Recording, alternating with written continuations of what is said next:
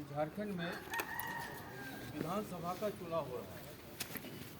ये चुनाव दो चरणों में, एक चुनाव तो संपन्न हो गया और दूसरा चुनाव 20 को होने वाला है। हम लोगों का जो चुनाव है वो 20 तारीख को होगा, जिसको हम लोग मांडू विधानसभा बोलते हैं। अब हमको तय करना है कि हम किस तरह का सरकार बनाना चाहते हैं। मैं इस बात को इसलिए बोल रहा हूं कि जब आप बाजार जाते हैं, आलू लेते हैं, तो आलू का भी मोल भाव करते हैं नहीं, लेकिन अपनी जिंदगी जिनके हाथ में हम सौंपेंगे 5 साल के लिए, क्या उसके बारे में कोई चिंता नहीं करें? क्योंकि वोट आपका अधिकार है और ये अधिकार कहां से मिला है? वोट देने का जो अधिकार है एक एक नागरिक को, वो कहां से मिला? संविधान से। आज संविधान ही खतरे में है। मैं इस बात को इसलिए बोल रहा हूं, मैं सबसे पहले आपको साधुवाद दूं, आपका धन्यवाद ज्ञापन करूं, इसलिए कि 2019 में मजदूर वर्ग की भूमिका सही नहीं रही, लेकिन 2024 में जो एनडीए का बेलगाम घोड़ा बढ़ रहा था, उसको मजदूर वर्ग रोक दिया। वो कहानी पूरी नहीं हुई,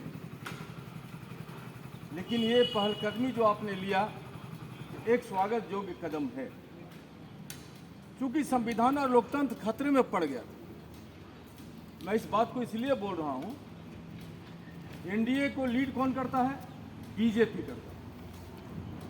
अब बीजेपी का इतिहास अगर आप देखेंगे तो कभी भी मजदूरों और किसानों, नौजवानों, महिलाओं के पक्ष में नहीं रहा।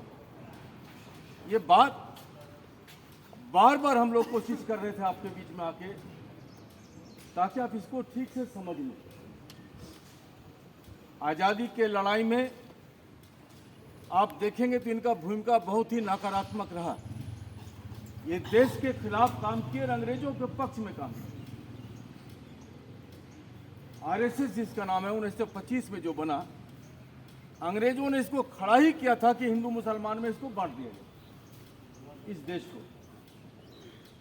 और ये अकल मिला था उनको 1857 से। आज़ादी की पहली लड़ाई हिंदुस्तान के मजदूरों, किसानों ने मिलकर लड़ा, और जब ये बात अंग्रेजों ने समझा तो फूट डालो राज करो का नीति लाया और आरएसएस अंग्रेजों के पक्ष में खड़ा होकर काम किया। तो आज़ादी के लड़ाई में ये गद्दारी का भूमिका निभाए और आज भी ये गद्दारी का भूमिका निभा रहे हैं। आज भी इनके एक एक नेताओं का भाषण सुनिए तो नफरत का बीज बोता है, क्योंकि आरएसएस खड़ा ही हुआ था कि मुसलमानों को विरोध करके हिंदुओं को हम जमा करेंगे और अपना इस देश पर राज करेंगे। और उसी थ्योरी पर इनके राष्ट्र के सिद्धांत के चलते ही आज भारत 2 भागों में बटा, हिंदुस्तान और पाकिस्तान। अगर बटा है तो उसमें आरएसएस का बहुत बड़ा देन है, और आज भी वो भूमिका निभा रहे हैं। और अब 10 साल के कामों को लीजिए, जितने पब्लिक सेक्टर हमारे साथी भी देवनाथ जी रख रहे थे, जितने पब्लिक सेक्टर है सबको निजी हाथों में डाल दिया। रेलीगढ़ में इतने मजदूर नहीं थे, बहुत मजदूरों का रोजी रोटी चलता था। उनका सोच था कि इस उद्योग को अगर जिंदा रखा जाए तो हमारे आने वाली पीढ़ियां, हमारे बाल बच्चे का भविष्य उन्नत होगा। लेकिन आपने देखा, रेल बेच दिया, सेल बेच दिया, रेल बेच दिया, और तो और छोड़िए साहब, जो बहुत ही सुरक्षा के दृष्टिकोण से बहुत बहुमूल्य था, आयुध का कारखाना भी निजी हाथों में दे दिया। और अब इसकी निगाह कोयला पर लगा। इसलिए दोहरा काम है आपके सामने। कोयला के मजदूरों को एक जबरदस्त किस्म का भूमिका निभाना है, इसीलिए हम लोग आए। भूल से भी अगर बीजेपी यहां से जीतेगी तो मैं दावे के साथ में कह सकता हूं कि कोयला उद्योग सलामत नहीं रहेगा। अब आपको तय करना है कि हमको कोयला उद्योग बचाना है, हमारे बाल बच्चों का भविष्य सुरक्षित रखना है, या इसको खत्म कर देना। वोट तो आपका अधिकार है, वोट तो आप जिसको चाहेंगे उसको देंगे, लेकिन उन वोट देने के पहले मैं कुछ तथ्यों को रख रहा हूं आपके सामने। आपने क्या देखा, बोला क्या था बीजेपी? उन्होंने कहा था कि बहुत हुआ महंगाई का मार, अब की बार बीजेपी सरकार। ईमानदारी से बताइए, महंगाई खत्म हो गया क्या? महंगाई बढ़ गया। बेरोजगारी का समस्या तो यह है कि जो आज रोजगार मांगता है, पुलिस के डंडा उसके ऊपर चलता है। रोजगार नहीं, लोग बेरोजगार हो रहे हैं। आपने देखा कि महिलाओं पर लगातार अत्याचार बढ़ रहा है। अभी आपने परहेज में देखा, आपने देखा कि महिलाओं की बहुत बात करते हैं। बीएचयू में 3 छात्राओं का सरेआम इज्जत लूटा गया, और वो लूटने वाले कौन थे? बीजेपी के लोग थे। कोई सुरक्षित नहीं। और ऐसी स्थिति में झारखंड का चुनाव होने के लिए जा रहा है। आप कह सकते हैं कि बहुत कठिन दौर से हम लोग गुजर रहे हैं, और वो बड़ा प्रलोभन देता है। जनता का मुद्दा क्या है? भोजन है, वस्त्र है, आवास है, शिक्षा है, रोजगार है। ये तो ज्वलंत मुद्दे हैं। तो रोजगार वो दे नहीं रहा है। रोजगार मांगने के ऊपर लाठियां चल रही हैं। शिक्षा को महंगा कर दिया जा रहा है। हमारे बाल बच्चे नहीं पढ़ पाएंगे। जहां फीस लगता था 40,000, अभी लग रहा है 4 लाख रुपये। बहुत शिक्षा महंगा हो गया। आप अपने बाल बच्चों का भविष्य सुरक्षित नहीं रख पा रहे। और ऐसी स्थिति में बीजेपी चाहता है कि किसी भी कीमत पर हम झारखंड को जीतें, चाहे जो भी इसके लिए हमको करना पड़ा, जो भी इसके लिए हमको करना पड़ेगा, हम उसको करेंगे। और इसीलिए आप देखेंगे कि झारखंड को जीतने के लिए 2 महीना पहले से जितने मंत्री संत्री हैं, सबको झारखंड में डंप कर दिया। वो चाहे शिवराज सिंह चौहान हो, हेमंत बिस्व शर्मा हो, या जो भी उनके बड़े बड़े गुर्गे हैं, वो आके झारखंड में अड्डा मारे हुए। आपके मन में सवाल उठेगा कि ऐसा क्यों करना चाहता है? झारखंड के इतिहास के बारे में अगर आप लोगों को जानकारी है, तो बिरसा मुंडा से लेके आप देखेंगे कि लगातार झारखंड की लड़ाई चल रही थी। और आपने देखा कि झारखंड के आवेग को खास करके 3 लोगों ने जबरदस्त किस्म से आगे बढ़ाया। Comrade A K. राय, विनोद बिहारी महतो और शिबू सोरेन लड़े हैं। इसलिए झारखंड के आंदोलनकारी में किसी बीजेपी वाले का नाम नहीं। आप ढूंढिएगा तो पता नहीं चलेगा। और इनको आदिवासी नाम से, झारखंड के नाम से बड़ा नफरत है, आज भी है। पूरे लड़ाई में अगर आप देखिएगा तो कभी भी ये लोग झारखंड नहीं बोला, वनांचल बोला। कभी भी ये लोग आदिवासी नहीं बोला, वनवासी बोला। झारखंड से इनको कोई प्यार नहीं है। सच्चाई ये है कि झारखंड में जो खनिज संपदा है, वो अडानी और अंबानी के हाथ में सौंप देना चाहता है। एक बड़ा सामने से बीजेपी का मुखौटा है, और अंदर से घुसपैठिए का काम ही कर रहा है। अडानी और अंबानी को घुसा रहा है, और इसकी निगाह साफ साफ उसके काम से दिखाई देती है। आपने देखा कि छत्तीसगढ़ को इसने दखल कर लिया। छत्तीसगढ़ में जबरदस्त किस्म का खनिज संपदा है। उड़ीसा के नवीन पटनायक ऊपर हाथ रखा, नवीन पटनायक को खा गया। आज उड़ीसा उसके कब्जे में है। तो एक गलियारा वो बनाना चाहता है, पूरे देश के खनिज संपदा को लूट लेना चाहता है। और झारखंड इसके लिए नाक का इज्जत बना हुआ है। किसी भी कीमत पर झारखंड को हम लेंगे और अडानी और अंबानी के हाथ में सौंप देंगे।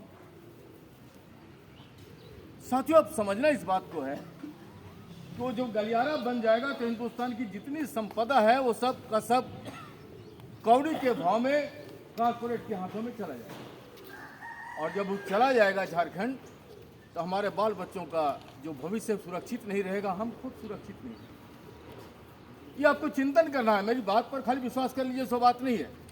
पूरी बातों को गहन चिंतन कीजिए और इस बात को आप देखिए। हमारे साथी विजेंद्र जी रख रहे थे, देवनाथ जी ने भी रखा।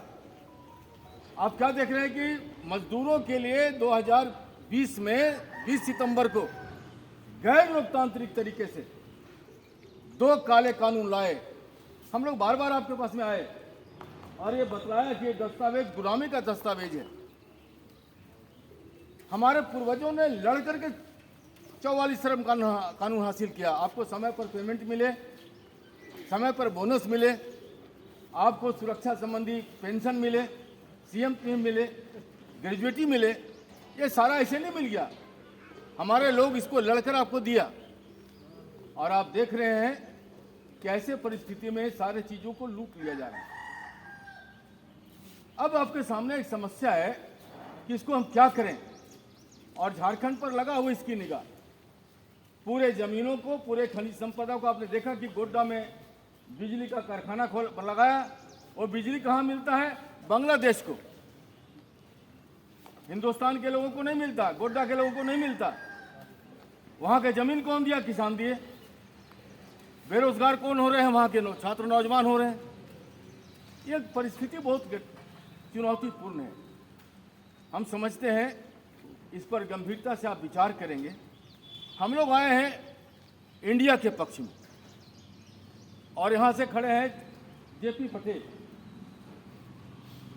हम लोग इसीलिए मदद कर रहे हैं, लाल झंडा के लोग, कि कल अगर बीजेपी की गवर्नमेंट आएगी, जो भी उसके खिलाफ बोलेगा, आपने देखा कि जो भी उसके खिलाफ बोला उसको जेल की शिक्षों में बंद कर दिया। स्टैन स्वामी आपने देखा, 85-86 साल के बूढ़े को बंद कर दिया और जेल में मार दिया। आज भी बहुत लोग तड़प रहे हैं।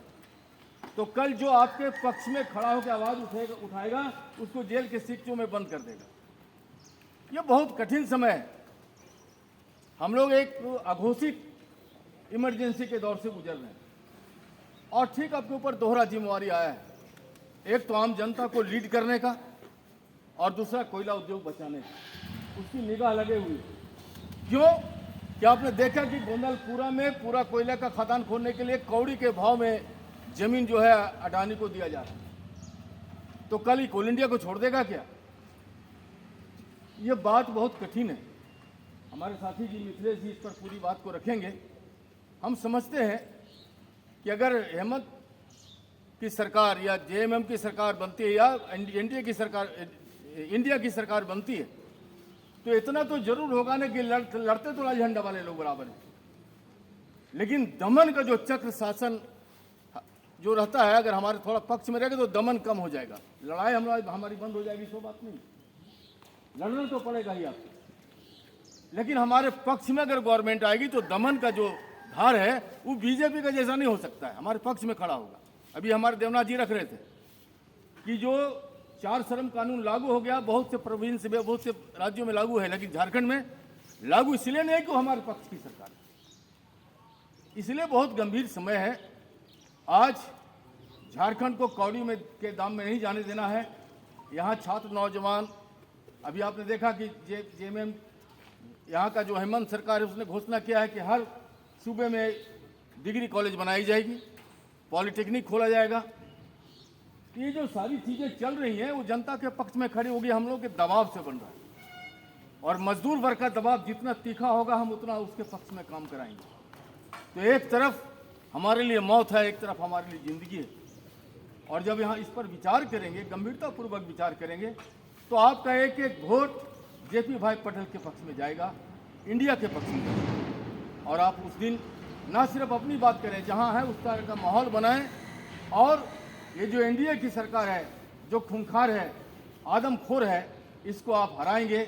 इसी उम्मीद के साथ मैं अपनी बात समाप्त कर रहा हूँ। धन्यवाद।